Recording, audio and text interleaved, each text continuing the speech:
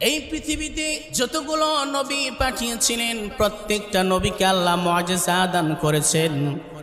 হযরতে দাউদ পয়গম্বরকে আল্লাহ কেমন মুআজিজা দান করেছিলেন? মহান রব্বুল আলামিন কোরআনে কারীমের মধ্যে বলছেন, ওয়া আলান্না লাহুল হাদিদ। দাউদ আলাইহিস সালাতু ওয়াস সালাম তিনি যখন হাতির মধ্যে লোহা নিতেন, লোহাটা সঙ্গে সঙ্গে মোমের মতো গলে যাইত। বলি সুবহানাল্লাহ। এই পৃথিবীতে যতই মানুষ পালোয়ান হোক না কেন, যতই বড় শক্তিশালী হোক না কেন, ঢালাইয়ের মধ্যে যে রডগুলো থাকে, লোহাগুলো থাকে, পৃথিবীর কোনো মানুষ বাঁকা করতে পারে না।